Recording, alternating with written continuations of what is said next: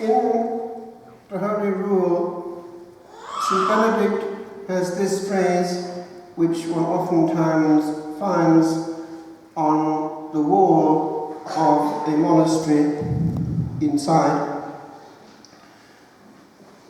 to prefer nothing to the love of Christ. Another which he has, which one often finds, is let nothing be put before the work of God. We are involved with the work of God right now as we use our physicity, our limbs, our voice, as well as our soul and interior faculties to honour the High King and enthrone him on this part of Ireland and representatively on the whole of this land and indeed the whole of this planet which has issued from his hands.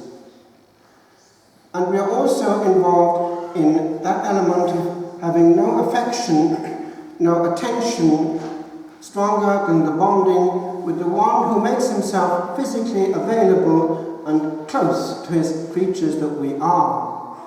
It is an invention of his love that he, for us Catholics, and only actually for us Catholics, is so available. Even in the Eastern Church, where the presence is, because they have the succession, they actually do not use it as we do. Holy Communion is rare in the East, as it had been for a long time actually in the West. But we do. We approach him often, we adore him, which they don't do quite in the same way in the East, physically at one point of our church. And we expose him a lot. And in Ireland, we do it, as you know, a lot. In fact, when I went to see the bishop when I got here in 2007, he told me, amongst many things, we have adoration in all the churches in this diocese. And he wanted it to be so. Love is our realm. But there are certain techniques, as there are in what is out there in meditation techniques, to make that encounter more fruitful, lest we become robots and machines. For we need to collaborate with what is on offer. As in human love, my friends, we have to work on it. Whether it's in a monastery or in a family, one works on love. And its expression is important. That applies to every human being here, from the smallest to the greatest. We have our sacramental system also in the body. We express our soul through our body. A healing hug, a kiss, a glance, a smile. There are ways and means of healing and expressing the love of the Blessed Trinity in which we are bathed. How horrid it is when in the house of God souls are hurt, especially if it's in order to honor God. It means that we have misunderstood completely what we're at. I want to, for a few seconds, pause on something which I have found greatly helpful and which you yourself can find fairly easily, because usually Mr. Google knows a lot about these things. It's Catalina. And there are certain home truths that we need to hear, lest we forget. And this could be closer to home than we think. She, as she gets into church one day, is put in ecstatic mode and given to see and hear things. And that is meant for our good. I believe she's still alive. I think it's Colombia. Listen to this. She hears this in her soul. It's the examination of conscience.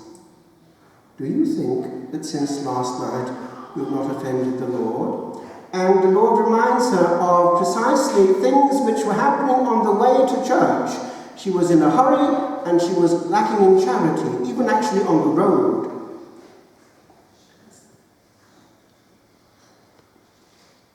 You arrive at the last minute, the Lord says to her, when the procession of the celebration is already coming out to celebrate Mass.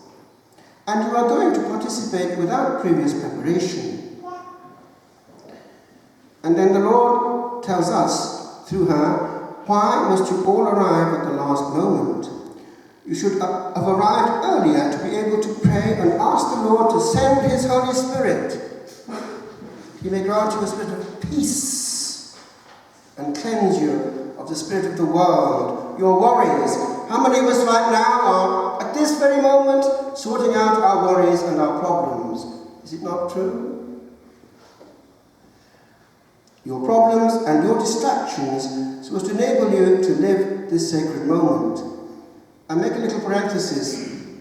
In the specifically monastic world, that is well protected. We talk about 3 levels. The remote preparation, it's the habitual state of the soul in a state of grace and openness and living for the Lord orientated towards him. That should be the case of everyone here. There is then the proximate preparation when bells start to go. And traditionally, at the first ring of the bell, sine mora, without delay, one drops everything and one starts to move. But without precipitation, says St. Benedict. No hurried movement in the cloister. And then there is the immediate preparation. And where we were, in Italy, that happened in the Carolingian chapel, which was also the sacristy, and we would be with our hoods up in this position in preparation of heart. A few minutes actually, until the signal was given and we took down our hoods and processed out. It was all a going into, and therefore an engaging and not a crashing into a higher power. When I was in Greece in 1972, there was no Catholic church around, so I went to the Eastern Orthodox, the Divine Liturgy, got there at 6:30 in the morning, in midsummer, and the priest was there behind the holy doors on the left. He was muttering prayers, preparing the holy bread, and he was making all kinds of incisions in it, all accompanied with rites and prayers. And he divided half of it, which is going to be the holy bread for the people who didn't receive Holy Communion afterwards, the Antitheron, and the rest he consecrated. But the point was, already at 6:30, he was half-vested and in mode. Something of that happens actually here with the preparing in the sacristy of the blessed salt and the water. It takes about 5 minutes at least. It keeps you in prayer mode. And then confessions first, it's all calm. And you are good actually at doing that. You do keep silence here. God bless you. And then, actually, when he saw me, he wanted to see what I was. He looked at my prayer book, so he saw I was a Roman Catholic and put me very close to the choir. It's about 2 or 3 men who sing very well for 3 hours. And on he went with incense and chant. And it was an experience of otherness which was greatly favoured by 2 things. Complete stillness, nothing human, and a suggestion of the beyond. And one could feel that the beyond was touching earth, full of angels. Agios, agios, agios, holy. They were all around us. We in the West are in a hurry. It doesn't do good to our souls or to our liturgy. We can't just crash into eternity and out of it as though it were a snack. Our soul needs to be in calm mode, and we need time to absorb. And the preparation is actually very important for the reception of the fruits. Without malice, I just notice things happen sometimes in practice. Forgive me for this, but I can't resist. One time, the bell was already ringing in the parish, just close to the church, which is the closest term in Hermitage, because there's only a monastery between us. But nevertheless, it takes a few minutes to get there. And the curate, there's a young curate next to me, who was very energetic and young. About 1 minute after it started ringing, there was an immediate opening of the door, and a sprint from his house to the church, which left an Olympic gold medalist in a league way behind him. And he got onto the altar, I'm sure, bang on time, and and nobody noticed the difference. But I wonder, actually, were they able to calmly enter into mode? I'm sure he was, still about 27. Nevertheless, it makes a difference for the average human being if we actually calmly come into mode. And in some sacristies, I know of three of them in Ireland, where they have a notice in the sacristy, there should be silence in this place. And the reason actually is that it's the antechamber. Remember that before you talk to each other in church. I remember actually in school days, it was a neutral state school, but there were good teachers there. Some of them were Anglican, some of them were nonconformist. I noticed when it came to any service that we had in a church, for instance at Christmas, when it came to coming into church, the good, Welsh-speaking, nonconformist, young actually teachers, they would do what they do in all nonconformist churches when they go in. They sit down and they do this. It's a kind of ritual that they all have. You're asking the Lord to bless them. I thought, God bless these young male teachers. They still have the instinct, they know how to behave in church. It makes a difference, talking to God and not to man in the house of God. She then, as the celebration goes on, is shown things, and it comes to the offertory, and her eyes are wide open to what's going on. She sees angels. She sees that people have intentions, gifts as it were, coming to the altar, and the angels are glad to have these prayers coming, they're all engaging, but some are not. And those angels are very sad. They have nothing to carry with them. And then it comes to the consecration, and wow, it all happens. All the angels in the church zoom in one direction, zoom in one orientation, that central point. She sees also St. Michael right there beside the priest, and she sees our Blessed Lady, Queen of Angels. And you know where she is? A little behind the priest to one side. That's interesting theologically. But she is somehow linked with every celebration because, of course, the body and the blood that we have on the altar have come from her, and she feels the abuse of it. We had in 1994-5 there in Italy the succession of miracles near Rome which hit the headlines. It was the statue of Medjugorje which at Civitavecchia started to bleed, and the bishop sequestered it and it bled in his hands.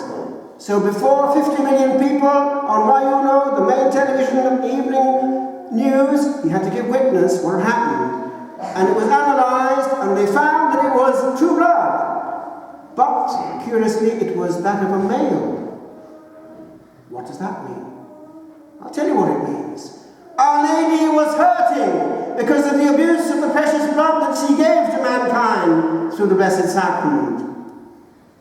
We had in Italy, rather in France, the statue of the precious blood, Our Lady of the Precious Blood. The Madonna holding the chalice, or rather the child Jesus, who he is actually holding the chalice, because it's from her veins that he had his blood, which he gives to us.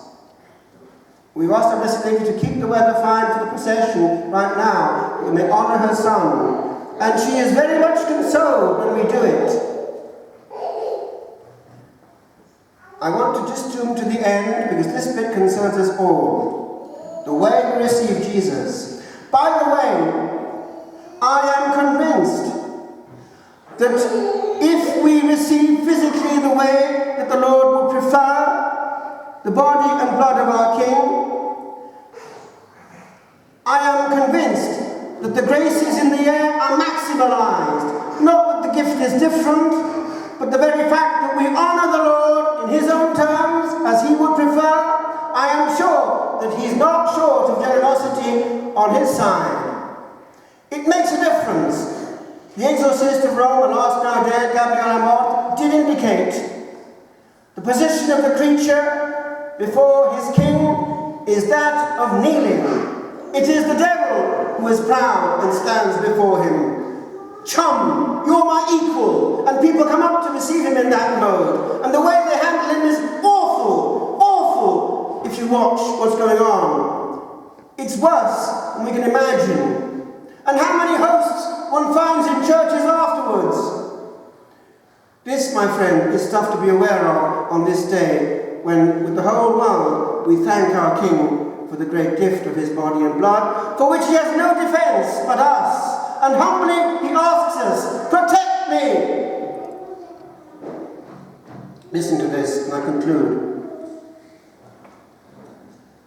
It's what happens after we've received Holy Communion.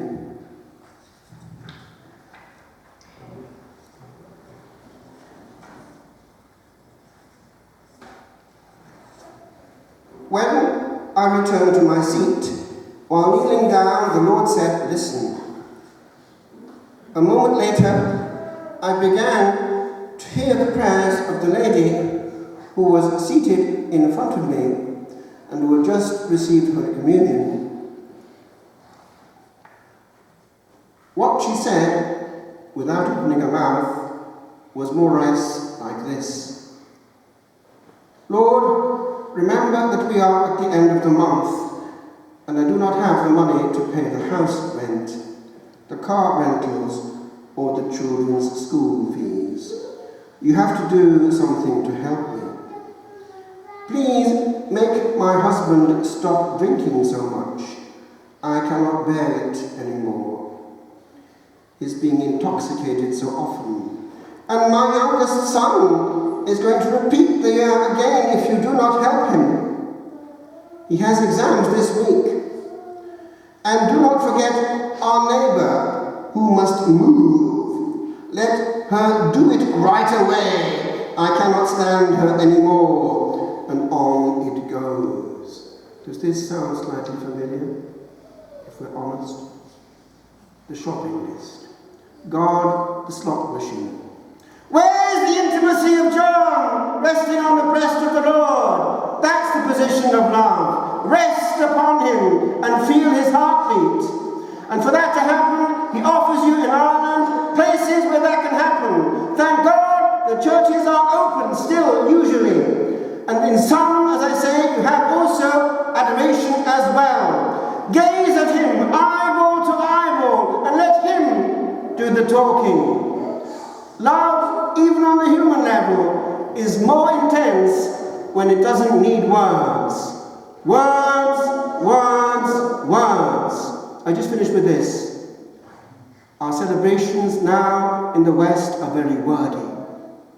Not a pause, just words from beginning to end, as though the last thing we could bear were a moment of silence in our liturgy. Some years ago, there was a priest in one of the churches that we have actually now in our parish area. It's Dunor.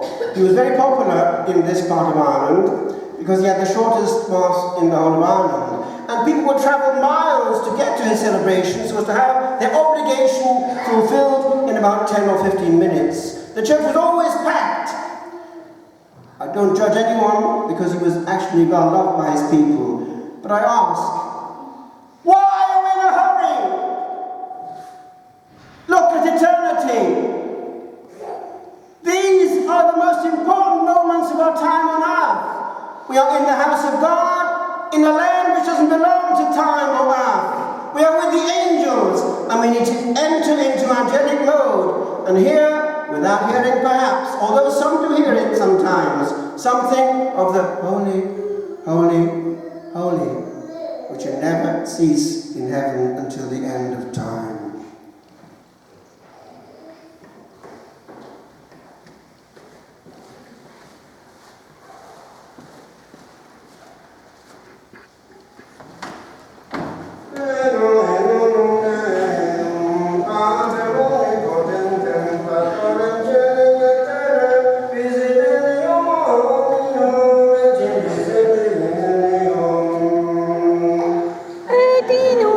Dominum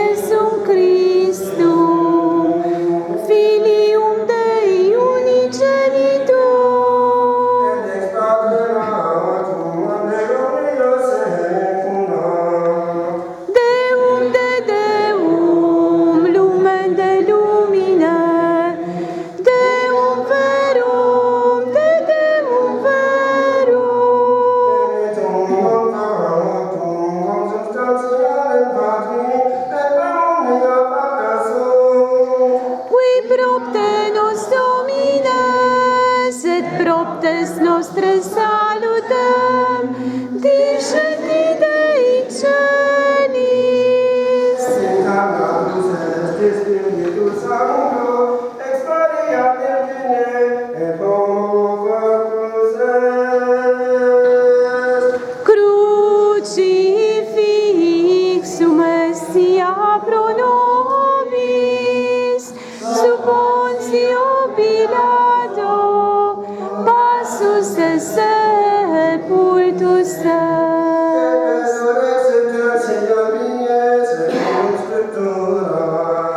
Ed ascendit in caelum, sed ex ac desteram Patris.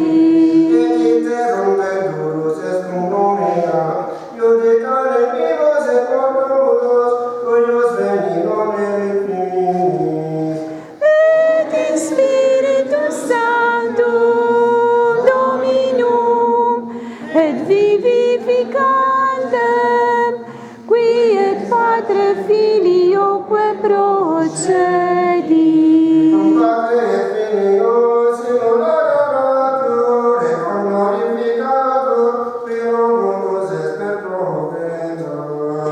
Et unam sanctam catholicam, et apostolicam ecclesiam,